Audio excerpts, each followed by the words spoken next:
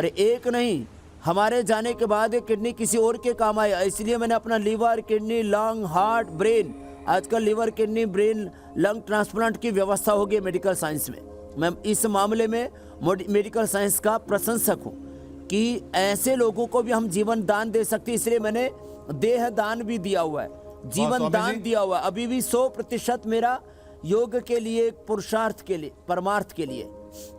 तो एक किडनी हो, किसी भी कारण से जन्म से नहीं है तो डोनेट कर दिए। कितने लोगों को स्वामी जी आज आपसे प्रेरणा मिली होगी और उम्मीद करते हैं कि आपके नक्शे कदम पर लोग चलें, क्योंकि इससे मानव जाति को कितना भला होगा, कितना फायदा होगा कि लोग अक्सर दान करके जाए अपने ऑर्गन्स। तो स्वामी जी, किडनी की खराबी के पीछे ओवरवेट होना भी बड़ा मसला होता है, इसके लिए क्या करें? बड़ा काम है। पहले किडनी के अभ्यास बता देते हैं, फिर ओवरवेट वाले जो 5 अभ्यास हैं, स्थित कोणासन, भुजंगासन, अर्धलासन, पादवृत्तासन, द्विचक्रिकासन भी बताएंगे। वैसे मेरे अनुभव में 3 बड़े कारण हैं किडनी फेल होने के जी। एक तो डायबिटीज, तो ये जो अभ्यास अभी बता रहे हैं ये डायबिटीज के लिए भी अच्छे हैं। डायबिटीज वालों की अक्सर किडनी खराब हो जाती है। दूसरा जो है ओवरवेट, उसमें एक बड़ा कारण होता है, और अनहेल्दी डाइट उसमें बड़ा कारण होता है। नमक ज़्यादा लोग खाते हैं, ये भी बड़ा कारण होता है।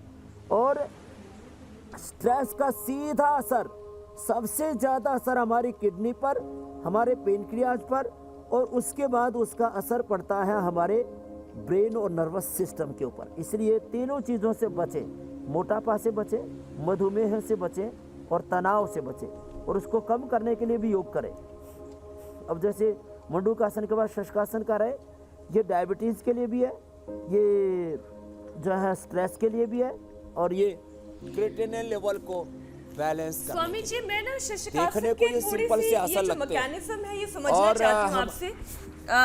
हालांकि ये आज हमारे टॉपिक में शामिल नहीं था, लेकिन क्योंकि हम हमेशा ये आसन करते हैं इसलिए समझना भी बहुत ज़रूरी है कि जो हम आसन कर रहे हैं उससे फ़ायदे कैसे मिलते हैं। तो जब हम शशकासन करते हैं तो जो ये बीमारियां हैं उसमें तो हमें फ़ायदा मिलता ही है, लेकिन स्ट्रेस लेवल अपने आप ही बहुत कम होता जाता है। ऐसा लगता है कि जैसे मस्तिष्क में बहुत आराम मिल रहा है। ये मैकेनिज्म क्या है?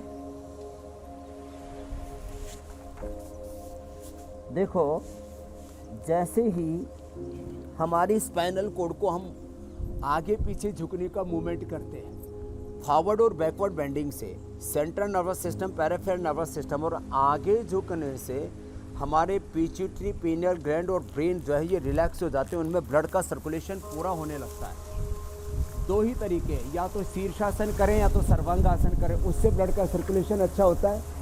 एक फिर ये शशकासन करने से, और शशकासन के बाद फॉरवर्ड बेंडिंग के बाद बैकवर्ड बेंडिंग, इसका भी असर सीधा किडनी पर पड़ता है। तो उष्ट्रासन, और जो उष्ट्रासन नहीं कर सकते अर्ध उष्ट्रासन और शशकासन करें, तो इससे एकदम इसलिए शशकासन करने से झुक करके सुबह उठ करके धरती माता को प्रणाम करते हैं हम। ऐसे धरती माता को प्रणाम, मातृदेवो भव, पितृदेवो भव, आचार्य देवो भव, अतिथि देवो भव, राष्ट्र देवो भव, आगे झुकते हैं हम। उससे चाहे वो माता पिता को मत्था टिकाते हैं या मंदिर में, मस्जिद में, जहाँ पर भी ये परंपरा है, उसका बड़ा असर होता है। तो श्वास बाहर छोड़ करके, और जब हम ऐसे झुकते हैं तो सीधा मस्तिष्क में रक्त का प्रवाह अधिक होने लगता है, और central peripheral nervous system, central nervous system, peripheral nervous system के अच्छा होने से इसके ऊपर असर पड़ता है। और हमने देखा है इससे एंडोर्फिन, इनकैफेलिन, देखो एंडोर्फिन, इनकैफेलिन, सेरोटोनिन, डोपामिन और मेलाटोनिन, ऐसे ये जो अच्छे हार्मोन्स हैं जिससे हम पूरे रिलैक्स रहते हैं, हैप्पी हार्मोन्स, ये बढ़ जाते हैं। और जो प्रोलैक्टिन, कार्टिसोल, एसीटीएच, एड्रेनलिन, ये जो स्ट्रेस हार्मोन्स हैं ये कम हो जाते हैं। देखो आगे झुकने से, आगे झुक रहे हैं तो देखो एड्रिनल ग्लैंड के ऊपर भी असर हो रहा है, पिट्यूटरी पीनियल ग्लैंड के ऊपर भी असर हो रहा है। तो इससे एक साथ हमारे इंटरनल ऑर्गन्स हेल्दी होते हैं, स्ट्रेस लेवल भी मेंटेन हो जाता है। तो आराम से कपालभाति के साथ ये अभ्यास करने जो अभी हम बता रहे हैं, मंडूकासन, शशकासन, योग मुद्रासन, वक्रासन, एक आसन का टाइमिंग है रिलैक्स होकर के 5 मिनट करना। यह अलग बात है कि हम 5-10 सेकंड ही भले बता रहे हों, लेकिन आपको 5 मिनट तक एक एक आसन करना है। और उससे किडनी की सिस्ट से लेकर के ये प्रोटीन ज़्यादा जाने से लेकर के, क्रिएटिनिन बढ़ने से लेकर के, यूरिया बढ़ने से लेकर के, किडनी श्रिंक होने से लेकर के, किडनी में स्वेलिंग और इन्फेक्शन से लेकर के, इसके लिए वृक्क दोषर क्वाथ, गोखरू का काढ़ा, चंद्रप्रभावटी, गोक्षरादि गुग्गुल खाने के बाद और पुनर्नवादि मंडूर खाली पेट, किडनी का एक्यूप्रेशर का पॉइंट भी बताएंगे।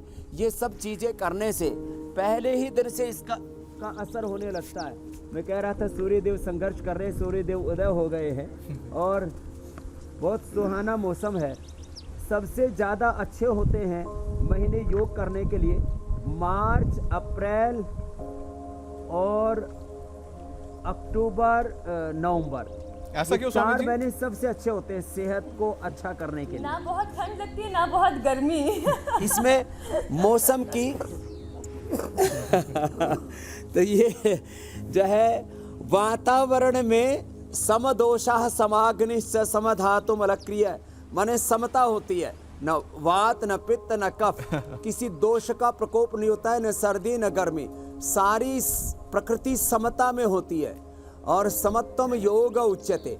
जब वात पित्त कफ एनाबोलिज्म मेटाबॉलिज्म सभी केमिकल सोर्स हार्मोन्स का, बॉडी का, ब्रेन का, थॉट्स का, इमोशंस का, सब कुछ का जब बैलेंस होता है, समता में सब कुछ चीज़ें होती है ना, तो सब कुछ ठीक होता है। तो ये सबसे अच्छा वेदर होता है। गोमुखासन भी ये किडनी के लिए, ये प्रोस्टेट के लिए, ये वैसे तो जिनको एंक्लोजिंग स्प्लाइटिस है उनके लिए भी अच्छा है। अब किडनी के लिए भी बता दे रहे हैं ये अभ्यास, जो पवन मुक्तासन, उत्तान पादासन, लोकासन, सेतुबंध आसन है। और आपने जो पूछा वेट वाला भी इसके साथ ही पूरा कर देंगे जी। आराम आराम से एक रिदम के साथ करें। जो हम खान पीन के बारे में बताते हैं उसका भी पूरा ध्यान दें। नमक पूरी तरह से थोड़े दिन के लिए बंद कर दें, बाद में थोड़ा सेंधा नमक लेंगे तो चलेगा। जितना हो सके बोल्ड खाएं, अंकुरित लें, शाक सब्जियां भी उबली हुई खाएं।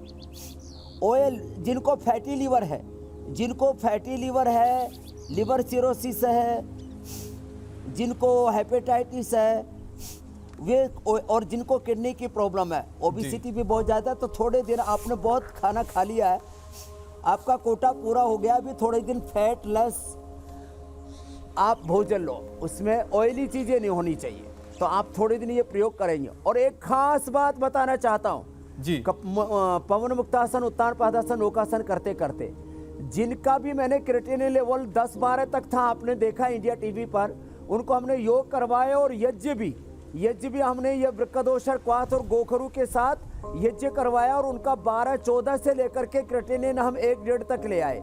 लेकिन जैसे ही सर्दी जुकाम बुखार होता है तो एकदम क्रिएटिनिन लेवल बढ़ जाता है, इसलिए उनको सर्दी जुकाम बुखार से बचना है। इसलिए मौसम के साथ साथ उनको अपने खान पान पर भी कंट्रोल रखना है।